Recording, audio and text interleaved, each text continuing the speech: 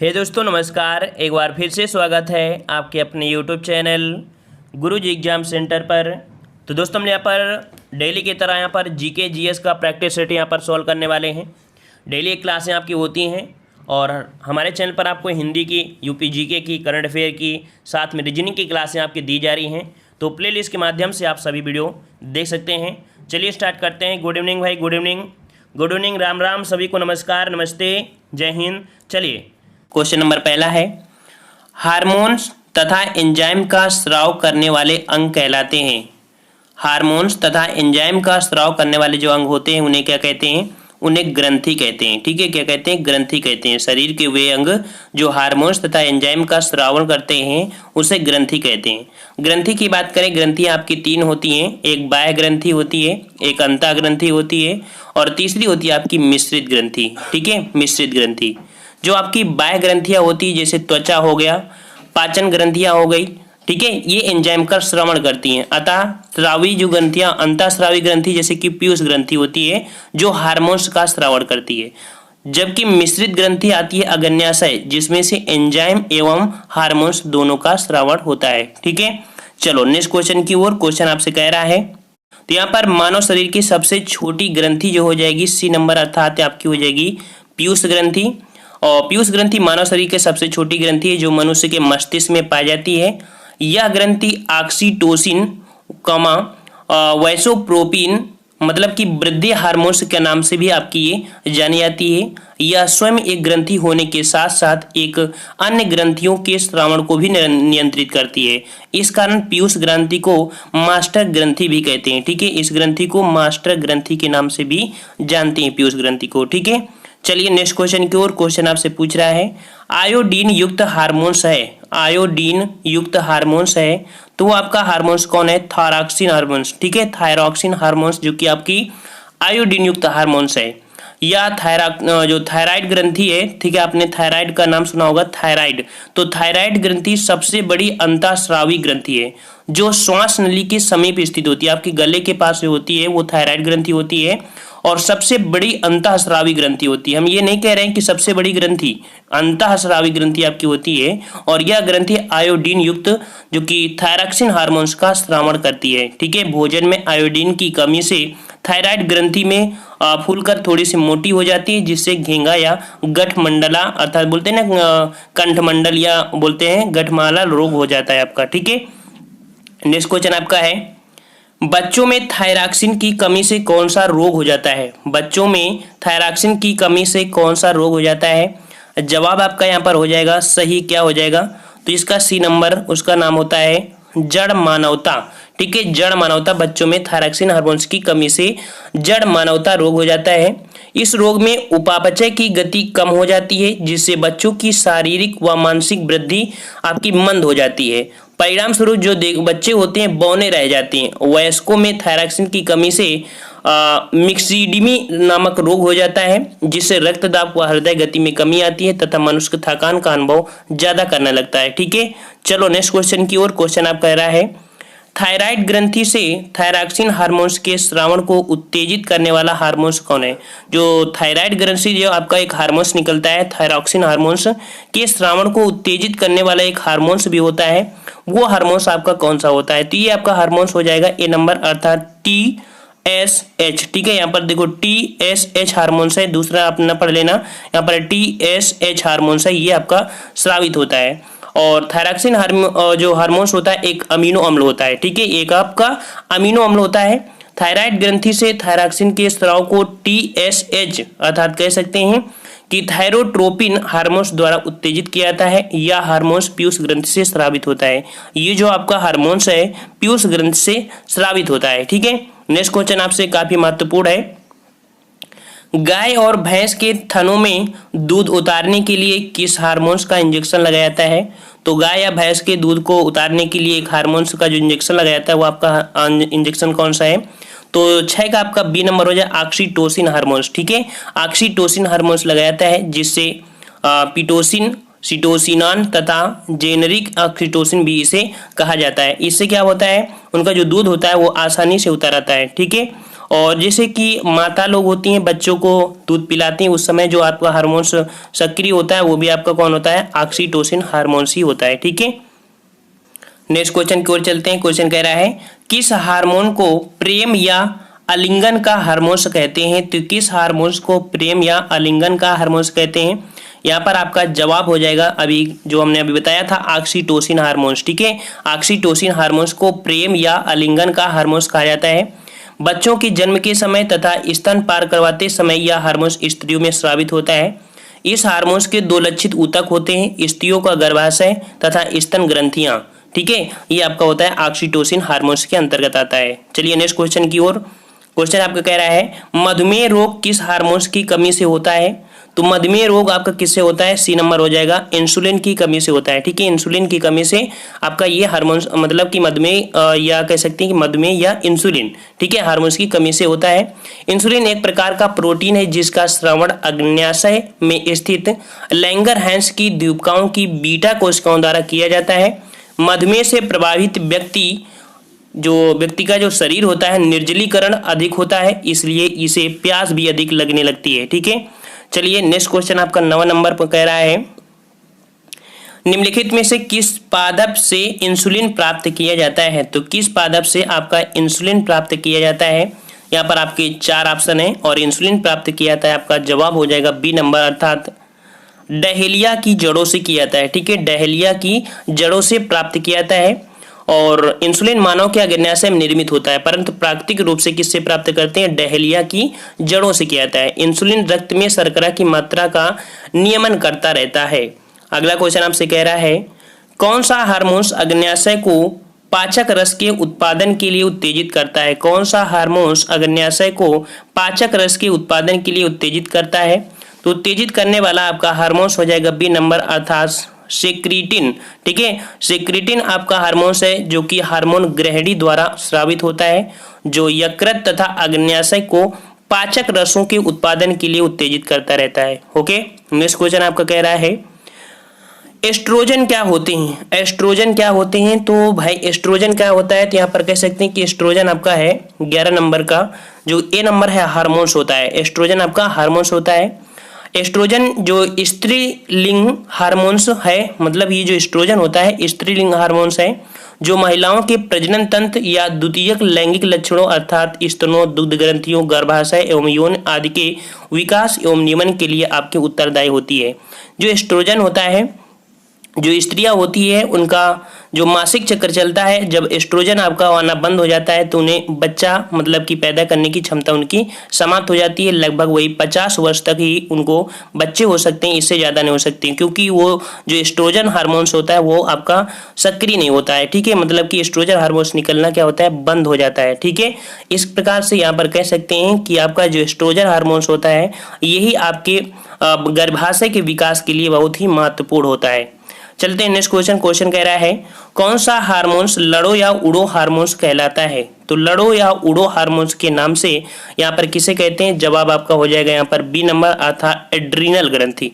Adrenal ग्रंथि को हम लोग यहाँ पर एड्रीनल ग्रंथि या एड्रीनल हार्मोन्स को लड़ो या उड़ो हार्मोन्स कहा जाता है। जब कोई तनावपूर्ण स्थिति उत्पन्न होती है तो एड्रीनल ग्रंथि से इस हार्मोन्स का स्राव होता है। यह हृदय स्पंदन की दर को बढ़ा देती है तथा त्वरित निर्णय लेते हुए शरीर की सहायता करती है। ठीक है, तो ये अभी तक आपने पढ़ा है अंतःस्रावी ग्रंथि से अर्थात अंतःस्रावी तंत्र से।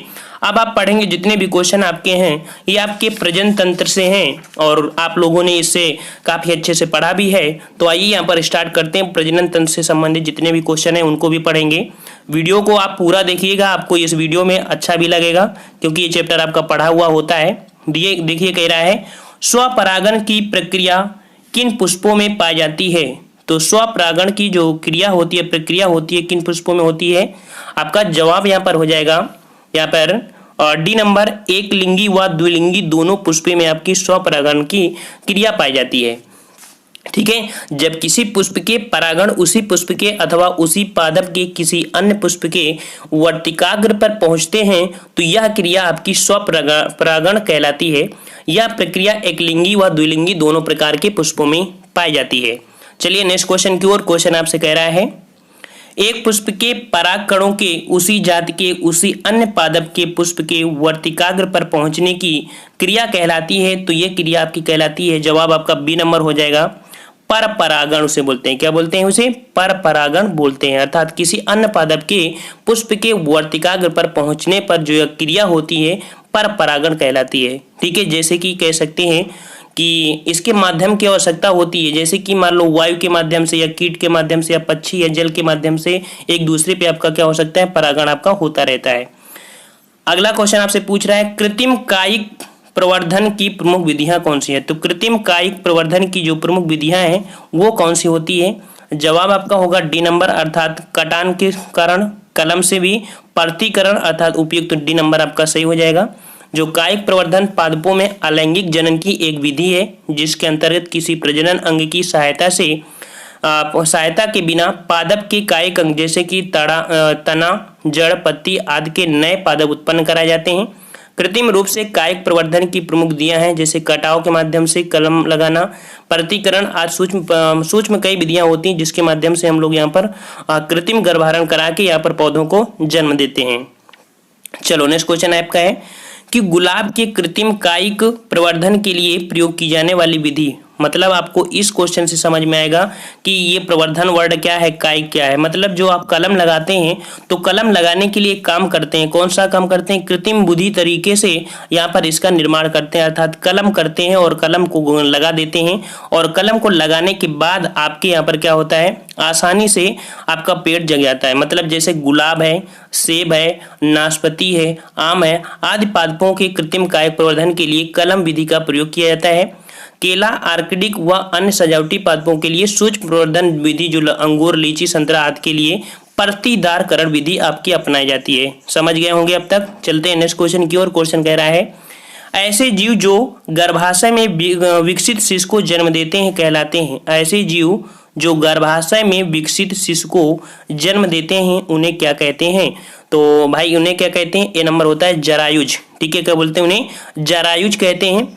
मतलब कि ऐसे जीव जो गर्भाशय में विकसित शिशु को जन्म देते हैं जरायुज कहे जाते हैं, जैसे कि मानव होता है। ठीक है, इसके जो बच्चा होता है पेट में पूरी तरीके से क्या हो जाता है, उसका विकसित बच्चा हो जाता है, इसे जरायुज कहते हैं। इन जीवों में अंडों का जो निषेचन होता है मादों के फैलोपियस ट्यूब में होता है तथा भ्रूण का विकास गर्भाशय में होता है। इसके विपरीत अंडे देने वाले जो जीव होते हैं उनको बोलते हैं अंडज या अंड प्रसू बोलते हैं उन्हें। ठीक है, यहाँ पर आपका ये हो जाएगा। ठीक है, चलो अगला क्वेश्चन आपसे पूछ रहा है वह अवस्था जब स्त्री अथवा पुरुष प्रजनन हेतु परिपक्व हो जाते हैं तो उसे क्या कहते हैं? तो वह अवस्था जब स्त्री और पुरुष प्रजनन के लिए परिपक्व हो जाते हैं ऐसी स्थिति को बोलते हैं यहाँ पर बी नंबर, अर्थात यौना आरंभ। ठीक है, यौना आरंभ अर्थात आयु की वह अवस्था जब पुरुष व स्त्री लैंगिक रूप से प्रजनन योग्य हो जाते हैं तो यौन आरंभावस्था उसे कहते हैं।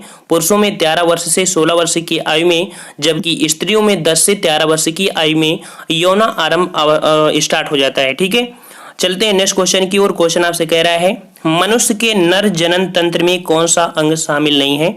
तो मनुष्य में नर जनन अंग जो शामिल नहीं है कौन सा नहीं है? तो 9 का आपका जवाब हो जाएगा सी नंबर, अंडाशय। ठीक है, अंडाशय यहाँ पर नहीं है। मनुष्य के नर जनन तंत्र में एक जोड़ी अवृषण होते हैं, अधिवृषण भी होते हैं, शुक्राण भी होते हैं, शुक्रवाहिनियां होती हैं, सीसन भी होता है, प्रोटेस्टेट ग्रंथि भी होती है।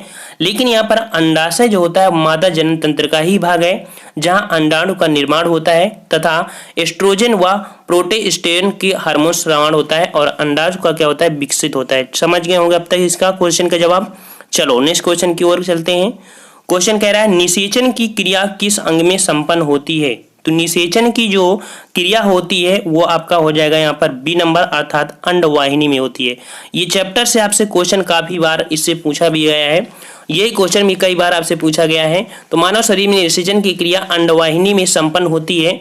ठीक है, यहाँ पर बहुत लोग गर्भाशय बोल देते हैं, अंड ग्रंथि बोल देते हैं, यौन मार्ग बोल देते हैं, लेकिन यहाँ पर जवाब होगा अंडवाहिनी। ठीक है, इस वाहिनी में शुक्राणु जो कि नर युग्म तथा अंडाणु मादा युग्म के निषेचन से युग्मजन का निर्माण होता है। निषेचन की क्रिया में नर युग्म का केवल केंद्रक जबकि संपूर्ण मादा युग्म भाग लेता है। ठीक है, चलते हैं नेक्स्ट क्वेश्चन की ओर। क्वेश्चन आपसे कह रहा है मादा जनन पथ में पहुंचने के पश्चात मादा जनन पथ में पहुंचने के पश्चात मानव शुक्राणु अपनी निषेचन क्षमता सुरक्षित रखते हैं। ठीक है, तो मानव शुक्राणु अपनी निषेचन क्षमता सुरक्षित रखते हैं कितने मिनट के लिए? तो आपका 11 का जवाब हो जाएगा यहाँ पर डी नंबर, अर्थात 1 से 2 दिनों के लिए होते हैं। अर्थात उनके जो अंडे होते हैं, अर्थात जो मानव को शुक्राणु होता है, तो उनके गर्भाशय में आपके 1 से 2 दिन के लिए बने होते हैं, बने रह सकते हैं, और इसके बाद ही आपकी ये प्रक्रिया आपकी स्टार्ट होती है। ठीक है, चलते हैं नेक्स्ट क्वेश्चन की ओर। क्वेश्चन आपसे कह रहा है मनुष्यों में गर्भकाल कितने दिनों का होता है? तो मनुष्यों में गर्भकाल कितने दिन का होता है? जवाब आपका होगा बी नंबर, अर्थात 280 दिनों का होता है। ठीक है, 280 दिन, लगभग 9 माह का गर्भकाल होता है। शुक्राणु द्वारा अंडाणु के निषेचन के पश्चात निर्मित युग्मजन का तीव्र विकास होता है। इसमें पहले भ्रूण तथा बाद में पूर्णकालिक शिशु का विकास होता है। यह संपूर्ण प्रक्रिया भ्रूणी विकास कहलाती है। नेक्स्ट क्वेश्चन की ओर चलते हैं। 13 नंबर कह रहा है रिलैक्सिन क्या है? रिलैक्सिन, तो रिलैक्सिन आपका क्या हो जाएगा? तो एक आपका हार्मोन्स है। ठीक है, रिलैक्सिन आपका क्या है? एक हार्मोन्स है, जो आपका जवाब ए नंबर हो जाएगा, जो प्रसव के दौरान प्लेसेंटा द्वारा स्रावित होता है। जब हार्मोन्स स्त्रियों की श्रेणी मेखला के मध्य स्थित प्यूबिक सिम्फाइबिसिस नामक उपास्थित से शिशुलन उत्पन्न करके शिशु के जन्म में सहायता करता है, वो हार्मोन्स है। जब बच्चा पैदा होता है उस समय जो आपका हार्मोन्स सहायता करता है आपका, वो होता है रिलैक्सिन हार्मोन्स। ठीक है, चलते हैं नेक्स्ट क्वेश्चन और। क्वेश्चन कह रहा है मानव भ्रूण का हृदय कब स्पंदन करना प्रारंभ कर देता है? अर्थात जो बच्चा होता है तो उसका जो हृदय होता है वो धड़कना कब से स्टार्ट कर देता है? तो ये सी सही जवाब हो जाएगा, अर्थात विकास के 4th सप्ताह में। अर्थात जब बच्चा पेट में जाता है, ठीक है, उसका विकास होता है, तो वहां पर आपके 4थे सप्ताह से बच्चे का हृदय स्पंदन करना स्टार्ट कर देता है। ठीक है, लगभग 1 मंथ का समय आपका लगता है। अगला दिया है कौन सी कला विकासशील भ्रूण की शुष्कन से रक्षा करती है? तो कौन सी कला विकासशील भ्रूण की शुष्कन से रक्षा करती है? जवाब आपका हो जाएगा यहाँ पर ए नंबर, एमनियान। ठीक है, एमनियान ये आपका है, समझिए है ये क्या। तो यहाँ पर एमनियान नामक कला अथवा झिल्ली का आवरण बनाती है। इसके भीतर एमनियाटिक तरल भरा होता है जो भ्रूण को नमी प्रदान करता है तथा बाह्य दबाव एवं धक्कों से इसकी सुरक्षा करता है। कोरियान भ्रूण के आवरण का सबसे बाह्य स्तर है। कोरियान जो होता है तथा एमनियान मिलकर भ्रूण के चारों ओर एक आवरण का निर्माण करते हैं। ठीक है, तो ये आपका जो एमनियान है ये आपका एक परत है जो बच्चे को अच्छी तरीके से क्या करता है, उनकी रक्षा करता है। ठीक है, क्वेश्चन कह रहा है मिशन इंद्रधनुष के अंतर्गत किन बीमारियों का टीकाकरण किया जाता है? तो आपका मिशन इंद्रधनुष के अंतर्गत किन बीमारियों का टीकाकरण किया जाता है? आपका जवाब हो जाएगा यहाँ पर डी नंबर, अर्थात उपयुक्त सभी। अर्थात जो मिशन इंद्रधनुष 2020 तक उद्देश्य रखा गया था कि भारत के सभी बच्चों का टीकाकरण करना आवश्यक है, और इसके अंतर्गत मुख्य रूप से देखा जाए तो 7 बीमारियां आपकी थी। ये 7 बीमारियां कौन सी थी? डिप्थीरिया, काली खांसी, टिटनेस, पोलियो, तपेदिक, खसरा, हेपेटाइटिस बी, इन बीमारियां सुरक्षित रखना ही आपका था। अर्थात यहाँ पर आपके 7 थे, कितने थे? 7, आपको याद रखना है, 7 बीमारियों को चुना गया था जो कि 2020 तक इन्हें खत्म करने का उद्देश्य रखा गया है। नेक्स्ट क्वेश्चन की ओर चलते हैं। निम्नलिखित में से कौन सा कथन सही नहीं है? ठीक है, कौन सा कथन सही नहीं है? तो कह रहा है ग्रेफाइट कठोरतम प्राकृतिक पदार्थ है। तो ये क्या सही है? अर्थात ये आपका बिल्कुल सही था, ये पर गलत नहीं होना चाहिए था। ये आपका सही है कि ग्रेफाइट कठोरतम प्राकृतिक पदार्थ है। यहाँ पर नहीं पूछा है ना, और यहाँ पर ये सही है, अर्थात आपका यही हो जाएगा। ठीक है ना, तो आपका जो हीरा होता है वो कठोरतम प्राकृतिक पदार्थ है, जबकि यहाँ पर देख सकते हैं ग्रेफाइट मुलायम व स्नेहक होता है। ठीक है, तो प्रश्न के अकॉर्डिंग आपका यहाँ पर ए नंबर आपका सही हो जाएगा। नेक्स्ट क्वेश्चन आपसे कह रहा है कि विश्व जनसंख्या दिवस कब मनाया जाता है? विश्व जनसंख्या दिवस कब मनाया जाता है? तो यहाँ पर आपके 4 ऑप्शन हैं और बहुत बार आपसे क्वेश्चन पूछा गया है। तो जनसंख्या दिवस मनाया जाता है आपका यहाँ पर 11 जुलाई को। कब मनाते हैं? 11 जुलाई को, जो कि आपका सी नंबर सही हो जाएगा। और जनसंख्या वृद्धि एक गंभीर राष्ट्रीय समस्या है। इसके नियंत्रण के लिए ही लोगों के प्रति जागरूकता विकसित करने के लिए प्रतिवर्ष यहाँ पर 11 जुलाई को विश्व जनसंख्या दिवस मनाया जाता है। ठीक है, इस कारण से मनाते हैं। चलिए नेक्स्ट क्वेश्चन की ओर देख लेते हैं।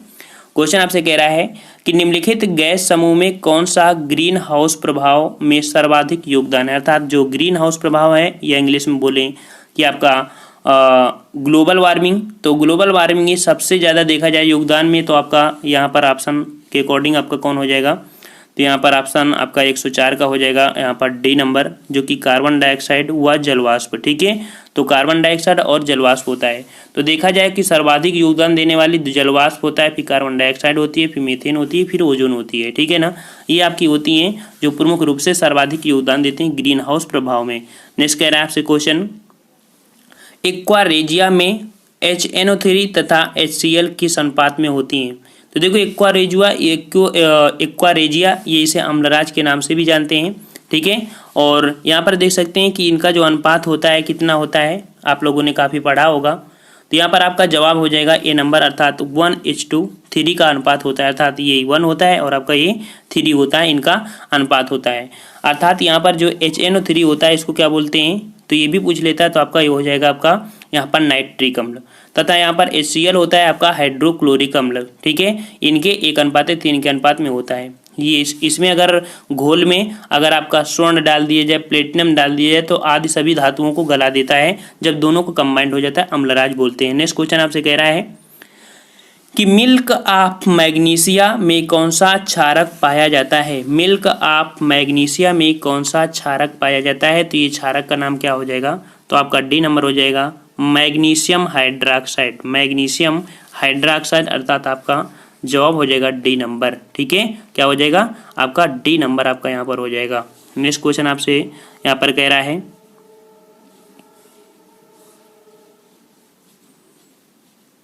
क्लोरोफार्म का प्रयोग किस रूप में किया जा सकता है। क्लोरोफार्म का प्रयोग किस रूप में किया जाता है, तो ये किया जाता है निश्चेतक के रूप में। अर्थात बी नंबर आपका हो जाएगा कि क्लोरोफार्म का प्रयोग निश्चेतक के रूप में करते हैं। अर्थात जो श्वास के साथ इसका वाष्प लेने से बेहोशी आ जाता है। अगर क्लोरोफार्म को अगर आप नाक से सूंघें तो आपको बेहोशी आ सकती है। नेक्स्ट क्वेश्चन आपसे कह रहा है पीतल में क्या होता है।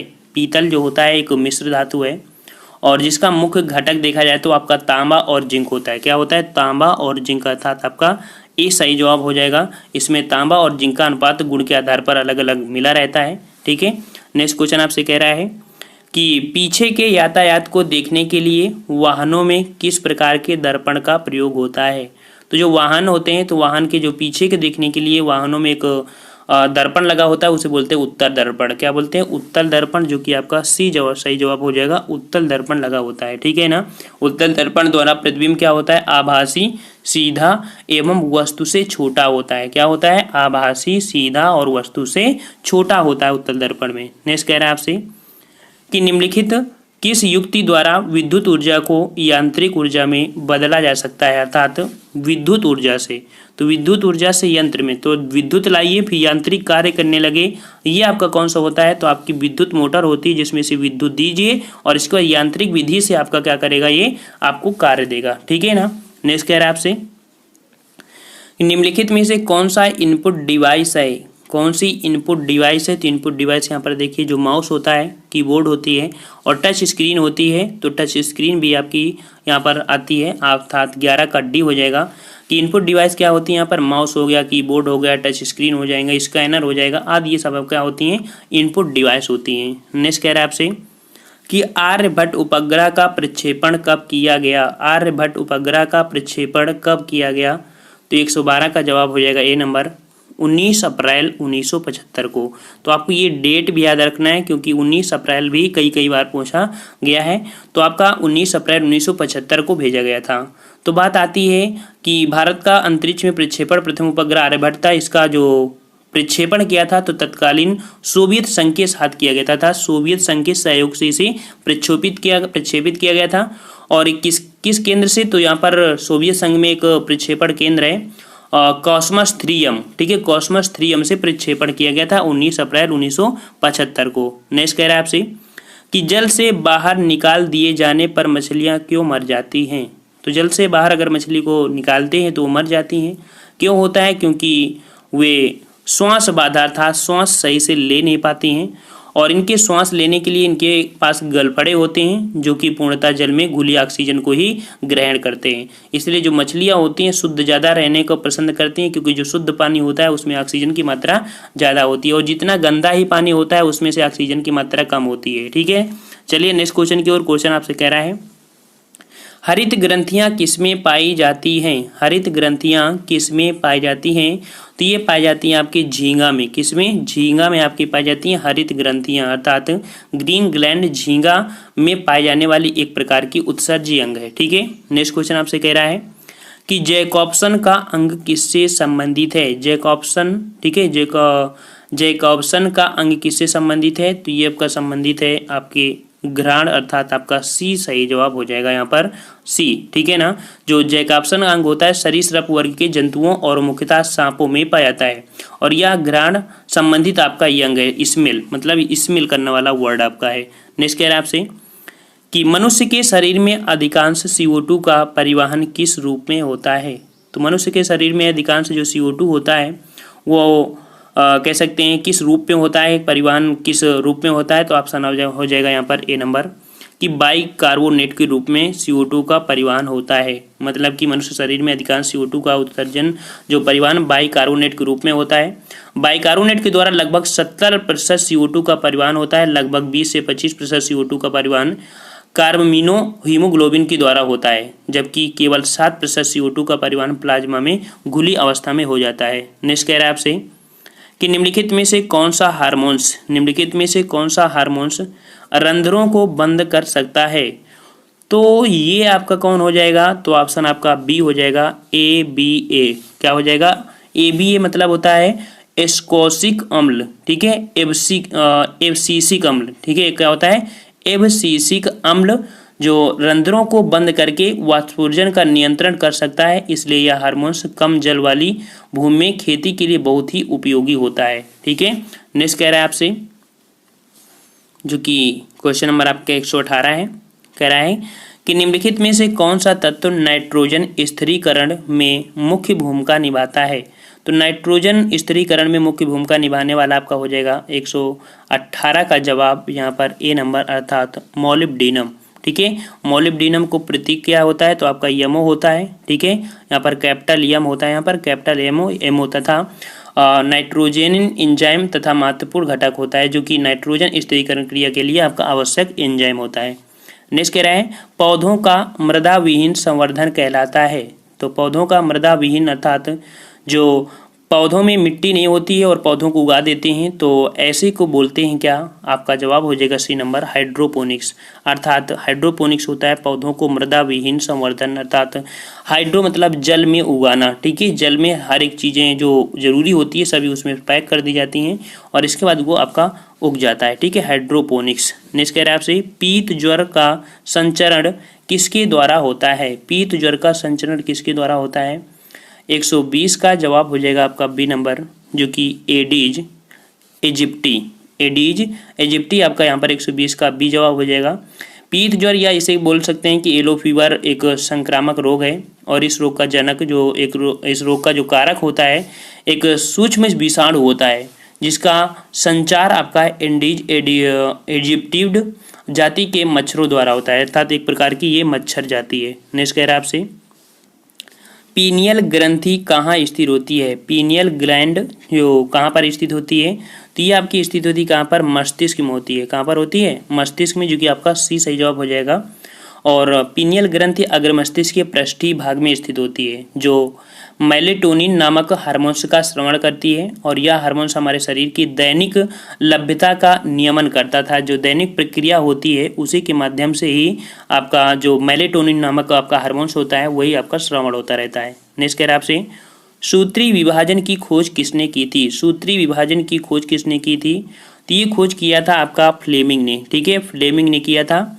और इन्होंने कब किया था? जो सूत्री विभाजन होता है या इसे कह सकते हैं कि माइटोसिस नाम जानते हैं इसको, एक नाम होता है माइटोसिस की खोज फ्लेमिंग ने 1882 में की थी। इसमें से 4 प्रमुख अवस्थाएं क्रमशः होती हैं जो कि वो कह सकते हैं प्रोफेज और मेटाफेज, एनाफेज व टीलोफेज में बांटा जाता है आपका। नेक्स्ट कह रहा है आपसे 123 फादर ऑफ इंडियन पैलियोबॉटनी किसे कहा जाता है, अर्थात यहाँ पर बॉटनी की जो कह सकते हैं तो इनको कहते हैं किसको, तो आपका बीरबल साहनी। ठीक है, बीरबल साहनी को फादर ऑफ इंडियन पैलियोबॉटनी कहा जाता है। इनका जो जन्म हुआ था आपका 1891 में पंजाब में हुआ था। ठीक है, बीरबल साहनी का जन्म कहाँ हुआ था, 1891 में पंजाब में हुआ था।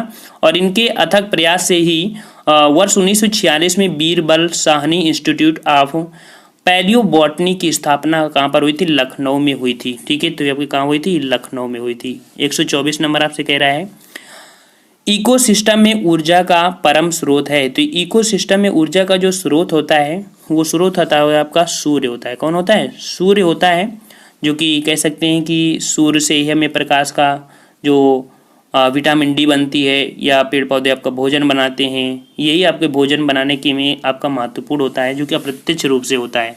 ठीक है, और 125 क्वेश्चन आपसे कह रहा है कि गन्ने का लाल गड़न या सड़न रोग कह सकते हैं, या इसे इंग्लिश में रेड रॉट के नाम से भी जानते हैं। तो गन्ने का लाल रंग या रेड रॉट रोग किसके कारण हो जाता है, ठीक, किसके कारण होता है, तो उसमें से आपका एक कवक जनित रोग होता है। ये कवक जनित रोग होता है जो कि आपका जो कौन होता है, कोलीटोटाइकम। ठीक है, क्या हो जाता है, कोलीटोटाइकम फ्लेटकम। ठीक है, फ्लेटम, जो कि एक कवक जनित आपका रोग है, और ये कवक के कारण ही आपका होता है। ठीक है, इसी कारण पूरा गन्ना क्या हो जाता है, लाल हो जाता है। अगली क्लास भी आपकी है 10 बजे से आ जाइए, ये लिंक दी जा रही है, जल्दी से क्लिक करिए। अगली क्लास को स्टार्ट करते हैं जो आपके देव जी के ट्रिक में है ना, वो हमारा फर्स्ट चैनल है देव जी के ट्रिक। रात 10 बजे आपकी क्लास होती है, ये आपकी जी के मिक्स होती है, जो कि आपके देखी जाए पीईटी को दृष्टि रखते हुए बनाया गया है ना, पीईटी के हिसाब से। और वैसे आपके लगभग हर एग्जाम में होता है ना, अभी ग्रुप डी एग्जाम जैसे आपका वहाँ पर बहुत अच्छे तरीके से मिलेंगे पीईटी के लिए। तो आप जल्दी से आइए, लिंक दी जा रही, क्लिक करिए। ठीक है, और आ जाइए। ठीक है, उम्मीद है कि वीडियो आपको पसंद आया है, तो जाने से पहले आप लोग वीडियो को भी लाइक करिएगा।